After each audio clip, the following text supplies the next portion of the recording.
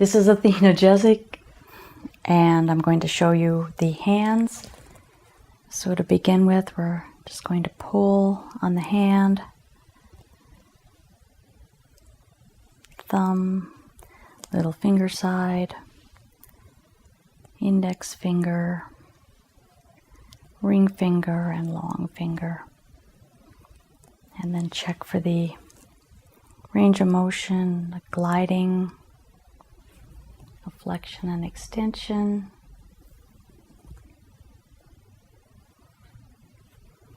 rotation, and putting them all together, checking how it moves. It's moving very well here. Then I take my fingers and put them underneath here in this little edge between the end of the hand and the wrist, and give a little traction, using a little flexion and extension with it as well.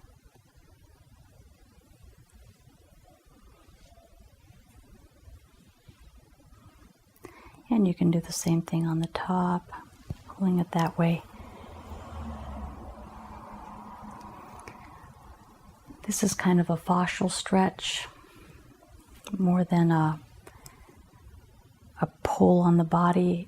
When I do this particular stretch, I hook into the fascia and give a stretch up the arm, and also distance and separate the wrist bones, the carpal bones.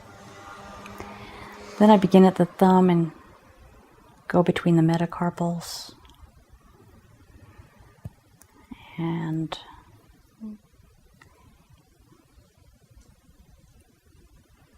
there's quite a few bones in there.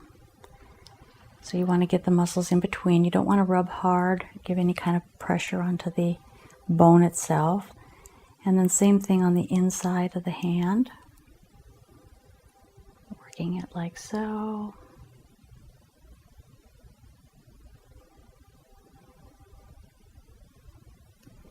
And the thumb. Spreading the hand out and giving it a nice stretch.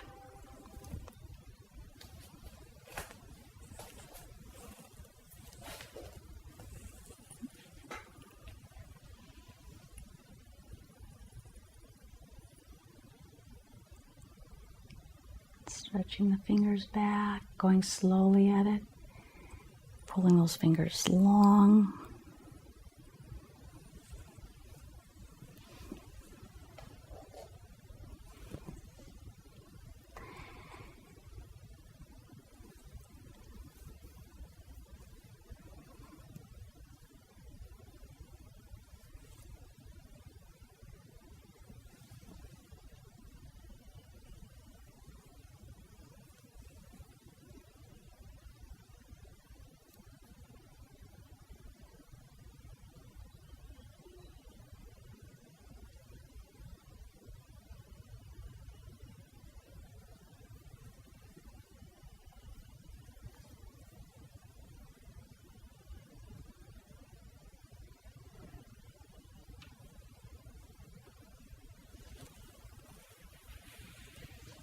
And there's not a whole lot really to do on the hand other than get it nice and relaxed and flexible and pliable. And then you can go back again and give a stretch on each one of the fingers. And as you go up, you can rotate it a little bit, like on the toes.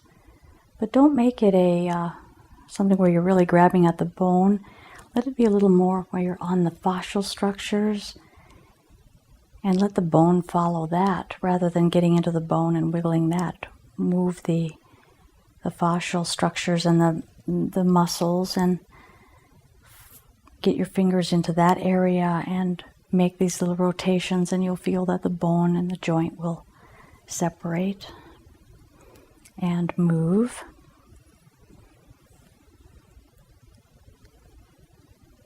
And then if there's issues in the hands, you can take your fingers where the joint is and then just hold the part that's closest to the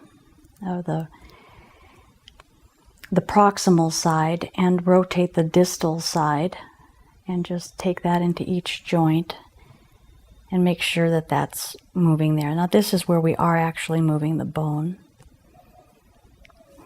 If there's any kind of arthritic condition or stuff like that in there, it helps to drain that out. It's inflammation, gets painful, hands get swollen a lot. So it just keeps them healthier.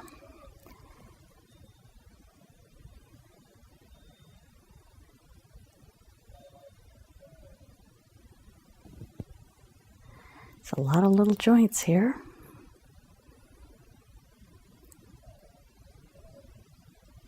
And the little pinky.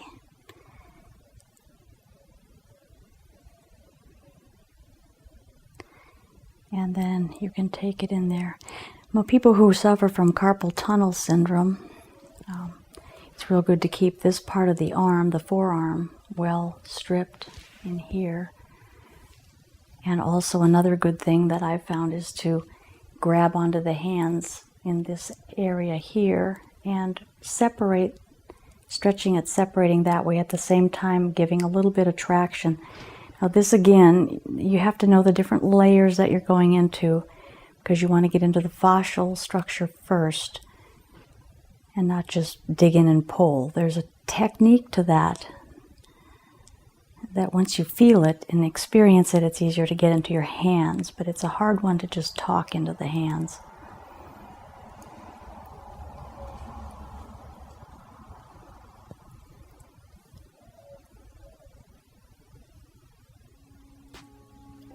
And there we are.